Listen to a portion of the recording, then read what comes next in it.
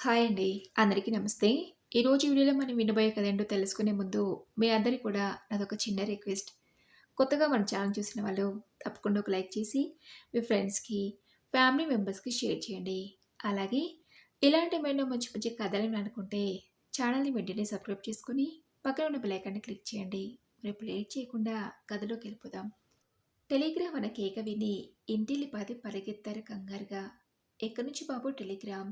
మెల్లగా మనవడి సహాయంతో లేచి నించుంటూ అడిగింది సుభద్రమ్మ మనవడు పవన్ని. టెలిగ్రామ్ పుచ్చడానికెళ్ళిన రాజుకేసి చూసి, టెలిగ్రామ్ మీకు కాదు సార్, సుభద్రమ్మ గారికి, ఆమెను పిలవండి అన్నాడు పోస్ట్ అతను. అమ్మకా? ఏది? ఆశ్చర్యంగా అడిగాడు రాజు. ఆ మాటలు వినగానే చెమటలు పట్టిపోయాయి సుభద్రమ్మకి. బాబు పవన్, టెలిగ్రామ్ ఎవరు పంపించారా? మీ పెదనాన్న? తాతగారు కులాసాగా ఉన్నారా? ఆయనకేమీ ప్రమాదం జరగలేదు కదా? గుండె చేతులతో పట్టుకుని పవన్ సహాయంతో లేవపోతూ అడిగింది. కన్నీళ్లు చెంపల మీదుగా వాగులా ప్రవహిస్తూ ఉంటే, అమ్మా, నీకు కలకత్తా భాష కుట్టిన వారి దగ్గర నుంచి 20,000 బహుమతి వచ్చింది. నువ్వేదో పుస్తకం రాసావటగా? Very good. ముందిక్కడ సంతం చేసి ఈ టెలిగ్రామ్ తీసుకో అన్నాడు రాజు సంబరపడిపోతూ. సుభద్రమ్మ నమ్మలేకపోయింది. చేతులు వణికిపోతున్నాయి. కన్నీరు గుడ్ల నిండా నిండి ఏమీ కనబడకుండా చేస్తున్నాయి. పవిట కొంగుతో కళ్ళు తుడుచుకుని సంతకం చేసింది సుభద్రమ్మ. ఒకటా రెండా? 20,000 బహుమతి వస్తే ఎవరైనా సంతోషిస్తారు కానీ ఏడుస్తారా? అయినా ఏడుపెందుకు? ఎంతో ప్రేమను ఒలకబోస్తూ అంది సౌమ్య.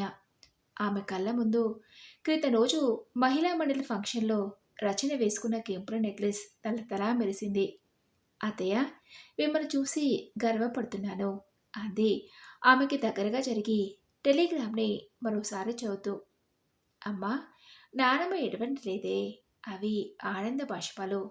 ఎక్కువ బాధ కలిగినప్పుడు కన్నీళ్ళు ఎలా వస్తాయో, ఎక్కువ సంతోషం కలిగినప్పుడు కూడా కన్నీళ్ళు అలాగే వస్తాయట, నాన్నమ్మ చెప్పింది అన్నాడు పవన్.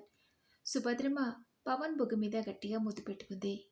రాజు కళ్ళు ఇటీవలే తన కొలిక్ కొనుక్కున్న హీరో హోండా కళ్ళ ముందు కనిపించింది. 20,000 కాస్తో కూస్తో తక్కువ పడితే వేసుకోవచ్చులే అనుకున్నాడు. 70 పడిలో పడి ఎందుకు పనికిరాదనుకున్న తల్లి, పైగా మందులు మాకలతో తనకు భారంగా తయారైన తల్లి ఈ రోజున ఉన్నట్టుండి లాటరీ కొట్టేసినట్టు 20,000 సంపాదించేసింది. అమ్మా, ఇంకా ఇలాగే రాస్తూ పోతే మరో 20, త్వరలో తనకు ఇల్లు కూడా కట్టేయొచ్చు. రాజు కలలో తేలిపోతున్నాడు. అమ్మా, ఏం రాసావమ్మా? నీకింత పెద్ద బహుమతి వచ్చింది. నాతో ఇలా అని ఒక్క మాట చెప్తే తెల్ల కాగితాల కట్ట తెచ్చి నీ ముందు పడేసేవానిగా, తల్లి పక్కన కూర్చుంటూ అన్నాడు రాజు. సుభద్రమ్మ గుండె కరిగిపోతుంది. కన్నీరు ఉప్పెన్లా పొంగిపోతుంది. ఎన్నాళ్ళకి రాజు అలా తన పక్కన కూర్చుని మాట్లాడుతున్నాడు? పసివాడి దగ్గర నుంచి పెళ్లి కానంత వరకు ఇలాగే కూర్చునేవాడు. కాలేజీలో చదువుతున్న అన్నం ముద్దలు కలిపి పెట్టమనేవాడు. పెద్దవాడు వాసు మాత్రం పసిపిల్లల్లా వచ్చి పక్కన పడుకునేవాడు. ఏదో కబుర్లు చెప్తూ గోముగా, పెద్దాడంటే జ్ఞాపకం వచ్చింది. ఆయన ఎలా ఉన్నారో ఏమో. పెద్దాడు ఆయనకి సరిగ్గా మందులు కొంటున్నాడో లేదో. ఆయనకి ఏది అడగాలన్నా మొహమాటమే. ఏం తింటున్నారో ఏమో. ఆయనకి చేకోడీలంటే చాలా ఇష్టం. కోడలికంత ఓపికందా? ఇవన్నీ ఎవరు చేసుకుంటారు? డబ్బు పడేస్తే అవే బజార్లో దొరుకుతాయి అంటుంది నీలిమ. బజార్లో చేసినవి బాగుండవే సుభద్ర. చక్కగా ఇంగువేసి నువ్వులేసి నువ్వు చేస్తావే, అవి ఎంత బాగుంటాయో అనేవారాయన. మనసు మరీ ఆలోచించలేకపోతుంది. తనకే రెక్కలుంటే గబుక్కున ఎగిరి ఆయన గుండెల మీద వాలిపోయేది. బోలెడని చెవులు చేసి పెట్టేది. తన ఆసక్తి దుఃఖం పొల్లుకొచ్చింది. సుభద్రమ్మ వెక్కి వెక్కి ఏడుస్తుంది. ఎంత ఆనంద బాష్పాలైతే మాత్రం ఇంత ఇదా? ఊరుకొండత్తయ్య, ఊరడించింది. ఎన్నడూ లేంది సౌమ్య. అయినా అమ్మా, నువ్వు కథలు నవలలు రాస్తావని మాకు తెలీదే. ఇంత మంచి నవల ఎప్పుడు రాసావమ్మా? రాజు ఆమెకి మరింత దగ్గరగా జరుగుతూ అన్నాడు. వారిద్దరూ తన దగ్గర అలా కూర్చోవటం, మాట్లాడటం ఆమె మనసు ఉప్పొంగిపోతుంది. నోట మాట రావటం లేదు. నేను చెప్తాను నాన్నా, నీతో రామకొడి రాసుకుంటాను, కాగితాలు తెచ్చిపెట్టమని నానమ్మ అడిగితే నువ్వు తేనే లేదు. నేనే నా నోట్బుక్స్ ఇచ్చేవాణ్ణి. దానిలో నానమ్మ రామకోటి రాయలేదు. బండబారిన గుండెటేరి అనే నవల రాసింది. నాయనమ్మకి కాగితాలన్నీ నేనే ఫేర్ చేసి ఇచ్చేవాణ్ణి. రామకృష్ణ తాతయ్య లేడు, అతను ప్రింట్ చేసి పెడతానన్నట. అతనే నానమ్మ కూడా తెలియకుండా ఆ పుస్తకాన్ని పోటీకి పంపాడట. పవన్ మాటలు రాజు, సౌమ్యలు ఆశ్చర్యంగా విన్నారు. సుభద్ర రాసిన ఉత్తరం పేపర్లో వార్త చదివి పొంగిపోయాడు సుబ్బారావు గారు. వెంటనే ఉత్తరం రాశారు, తను బయలుదేరి వస్తున్నాడని. ఇద్దరం కలిసి కలకత్తాకి వెళ్ళి బహుమతిని తీసుకుందామని. కలకత్తా వెళ్ళాలంటే డబ్బు కావాలి. తన చెవిదిద్దులు ముక్కు పుడక అమ్మేద్దాం అనుకుంది సుభద్రమ్మ. అక్కడ సుబ్బారావు గారు తన పెళ్ళిలో అత్తవారు పెట్టిన తులం బంగారం ఉంగరాన్ని ఈనాడు అతను ఎటువంటి కష్టాలను తాకట్టు పెట్టడానికైనా తీయలేదు. ఈ రోజున దాన్ని అమ్మేసి కలకత్తా ప్రయాణానికి సిద్ధపడ్డాడు. మీరెందుకు ఉంగరాన్ని అమ్మేశారు మావగారు? మేము లేము టికెట్లు కొనడానికి అంది కుసుమ. మమ్మల్ని అడగడం నామోషియా? మేము పరాయి వాళ్ళమా నాన్నగారు? అన్నాడు వాసు. వాళ్ళిద్దరూ తనలా పలకరించి ఎన్నాళ్ళైంది? కాదు, ఎన్నేళ్ళైంది నాన్నగారు అని నోరారా పిలిచి ఎంతకాలమైంది? మందులు అయిపోయాయని చెప్పినా, ఒంట్లో బాగోలేదని చెప్పినా, బట్టలు చిరిగిపోయాయని చెప్పినా, చిరుబురులాడా ఇద్దరు ఆ రోజు అలా ప్రకటించడంతో అతడికి మతిపోయింది. అతడి కళ్ళు ఆనందంతో మెరిసిపోయాయి. వాసు కుసుమల కలలో మొన్నెవరో అమ్ముతామన్న ఊరి చివరనున్న ద్రాక్ష తోట కలలో కలిసి మెరిసింది. దగ్గరుండి వాసు కుసుమలు సుబ్బారావు గారిని కలకత్తా తీసుకొచ్చారు. కానీ ఖర్చు పెట్టనీయకుండా. రాజు, సౌమ్యలు పువ్వులు పెట్టి సుభద్రమ్మను కలకత్తా తీసుకెళ్లారు. సుభద్ర, ఏమో అనుకున్నాం గాని మన పిల్లలు ఎంత మంచివాళ్లే. వీళ్ళిద్దరూ నన్ను ఎంత జాగ్రత్తగా తీసుకొచ్చారో ఇక్కడికి. నాకు చాలా సంతోషంగా ఉంది. దగ్గరుండి చూడాలనిపించి రాగనో లేదోనని భయపడిపోయాను. పిల్లల్ని డబ్బులు అడగడం ఎందుకని నా ఉంగరాన్ని అమ్మేశాను. 5,000 వచ్చాయి. ఇదిగో, ఇవి నీ దగ్గరుంచు. ఏనాడు ఇంత మొత్తాన్ని నీకివ్వలేకపోయాను. కొత్త గొప్ప ఇచ్చినా అది పిల్లల కోసమే ఖర్చు పెట్టేదానివి. కానీ నీకోసమంటూ ఏమీ చేసుకోలేదు. అన్నట్టు నీ చెవుల దుద్దులు, ముక్కు పుడక ఏవి? బోసి నోటితో సుభద్రమ్మను ముద్దు పెట్టుకుంటూ అన్నారు సుబ్బారావు గారు. సుభద్రమ్మ సిగ్గుపడిపోతూ అతని కౌగిట్లో కుంచుకుపోయింది. రాజుని, సౌమ్యని ఇబ్బంది పెట్టడం ఎందుకని మన రామకృష్ణ ద్వారా అవి అమ్మేశానండి. రెండూ కలిపి 10,000 వచ్చాయి. ఇప్పుడు మనిద్దరి దగ్గర మొత్తం 15,000 ఉన్నాయి. బహుమతి డబ్బు 20,000. 35,000 బ్యాంకులో వేస్తే ఏదో చెప్పబోయే లోపల కొడుకుళ్ళు కోడలు రావటంతో చెప్పడం ఆపేసి వాళ్ళందరికీసి ఆప్యాయంగా చూసింది. ఎన్నాళ్ళకి కుటుంబం అంతా ఒక చోట ఉందండి. ఈ సంతోషం నేను పట్టలేకపోతున్నాను అంది సుభద్ర భర్తవంక చూస్తూ. అవును సుభద్ర, నాకు అలాగే ఉంది. ఈ కాలం ఇలాగే నిలిచిపోతే అందరూ ఇలాగే కలిసి ఉండిపోము. ఒరే పెద్దోడా, నువ్వెలాగూ డాక్టర్వి కదరా, ఈ ప్రాక్టీస్ ఏదో రాజమండ్రిలో పెట్టుకోకూడదు? నువ్వు నువ్వు చిన్నోడు అందరం కలిసి పెద్ద ఇల్లు తీసుకుని ఉందాం. చిన్నవాడికి ఇప్పుడు రాజమండ్రి నుంచి ట్రాన్స్ఫర్ అయ్యే అవకాశం లేదు కదా అన్నారు సుబ్బారావు గారు. ఆ మాటలు కొడుకులకి కోడలికి ఎవరికీ నచ్చలేదు కాబోలు మొహాలు చూసుకున్నారు. సుభద్రమ్మ సుబ్బారావు కేసు చూసి చిరునవ్వు నవ్వింది. ఆ నవ్వులో ఎన్ని అర్థాలో, ఎంత బాధో ఒక్క ఆమెకే తెలుసు. ఇక ముందు మీరు మా దగ్గర, అత్తగారు మరిదిగారి దగ్గరే ఉండటం ఎందుకు? ఇద్దరు మా దగ్గరే ఉండండి. మా పిల్లలిద్దరూ సుచిత, స్మితలకి ఊటీ స్కూల్లో వేయాలనుకుంటున్నాం. నాకు ఇంకా వేరే పనులేమీ ఉండవు కాబట్టి ఊరి చివర ఒక ద్రాక్ష తోట కొని దాన్ని నేను చూసుకోవాలనుకుంటున్నాను. మీరిద్దరూ ఉంటే మాకు ఇల్లు తాళం పెట్టవలసిన అవసరం ఉండదు. మీరు ఒకరికొకరు తోడుగా ఉంటారు అంది కుసుమ. అవును నాన్నగారు, కుసుమ చెప్పింది నిజం అన్నాడు వాసు. బాగుంది మీ వరస. మా పవన్కి అత్తగారంటే పంచ ప్రాణాలను. ఆవిడ లేనిదే వాడు ఉండలేడు. ఆవిడతో పాటే మామగారును. ఇద్దరూ మా దగ్గరే ఉంటారు. నేను ఈ మధ్య మహిళాభివృద్ధి కార్యక్రమాల్లో తలమునకలై తిరుగుతున్నాను. నేను ఇంట్లో ఉండని లోటు పవన్ వల్ల వాళ్ళకి తీరుతుంది. పైగా వాళ్ళకి బోర్ కొట్టదు. మీ దగ్గరుంటే వాళ్ళకి కాలక్షేపం ఏమిటి? పిల్లలు ఊటికి వెళ్ళిపోతారుగా అంది సౌమ్య. వారి వాదనని ముద్దాయిలుగా విన్నారు సుభద్రమ్మ గారు, సుబ్బారావు గారు. అమ్మా నాన్న ఎవరి దగ్గర ఉంటామని చెప్తారా అని ఆదుర్దాగా ఎదురుచూస్తున్న వాళ్ళు.